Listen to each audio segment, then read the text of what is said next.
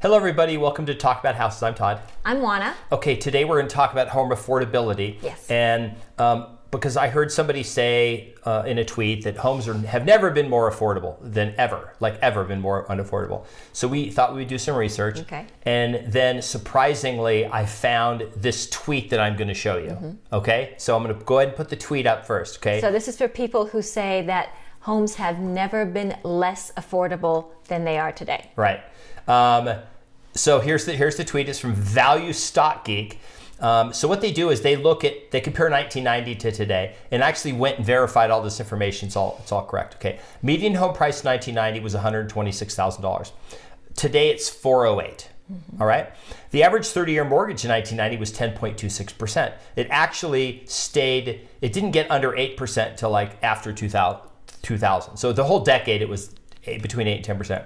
The average today, 4.16%, which is still really high compared to what it was the last 5 years, okay? 1990 mortgage payment was $1,137, but if you adjust that for inflation, it was $2,486. So that makes it today's dollars. Mm-hmm.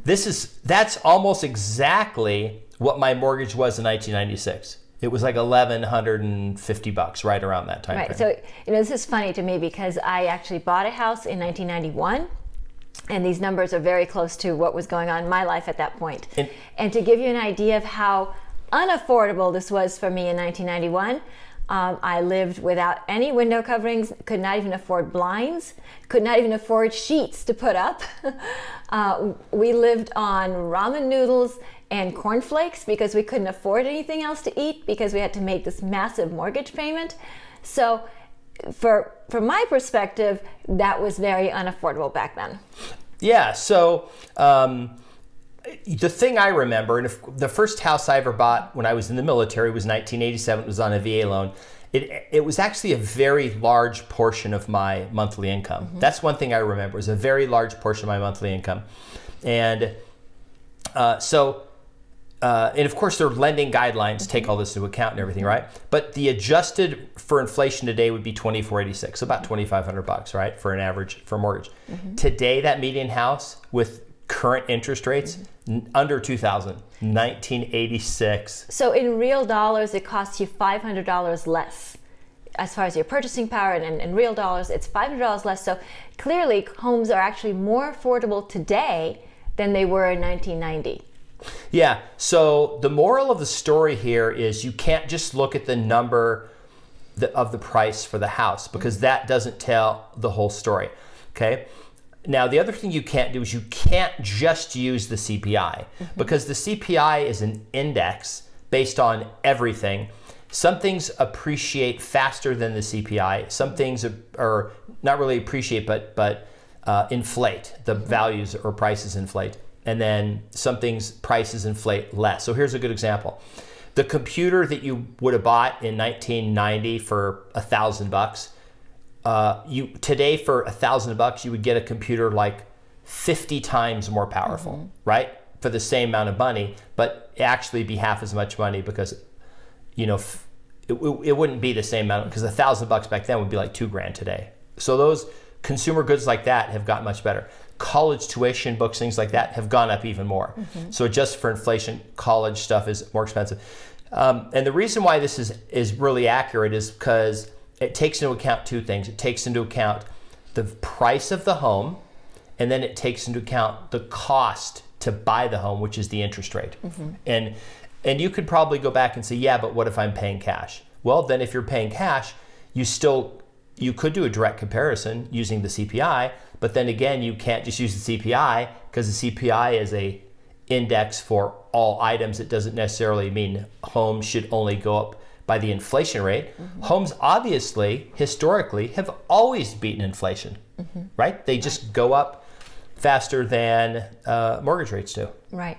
And using that analogy too, I mean, if you look at things like durable goods, so for example, you take a washer, dryer, that sort of thing, they have not gone up in price as much as inflation has. So because you were paying not necessarily a whole lot less in that particular number of dollars back in 1990, but in today's dollars, you're actually paying less.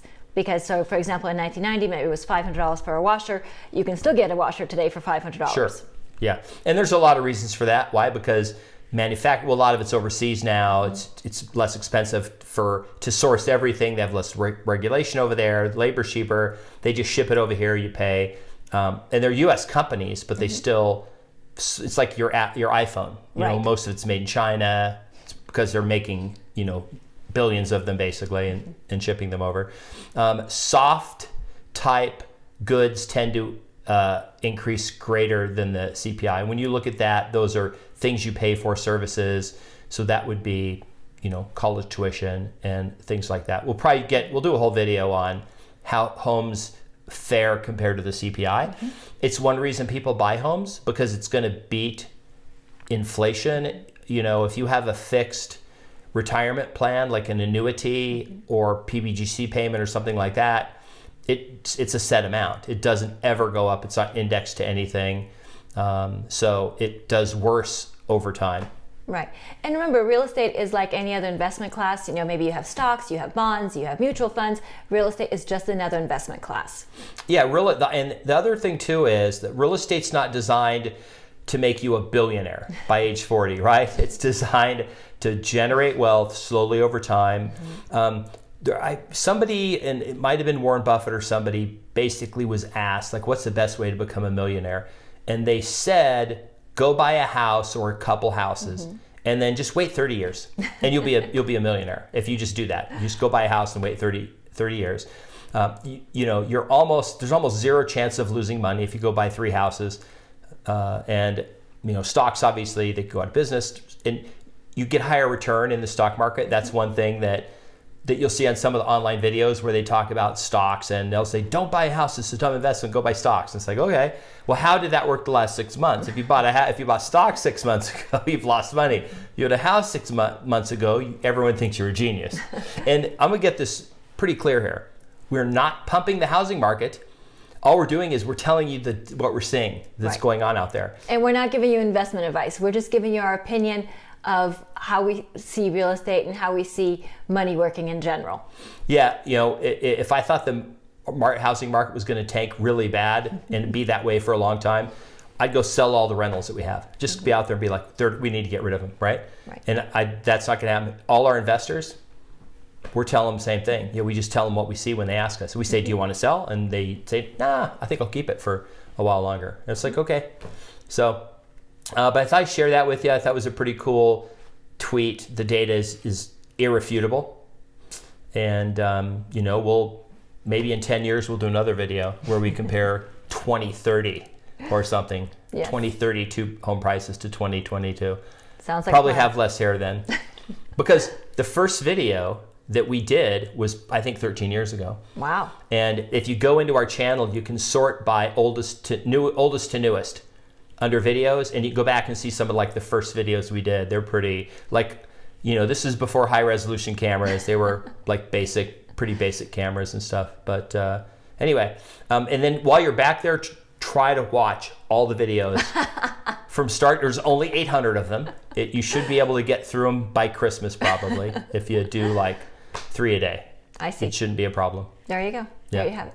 So leave us comments, like the video, hit the notification bell, share the video, and we'll see you on the next video.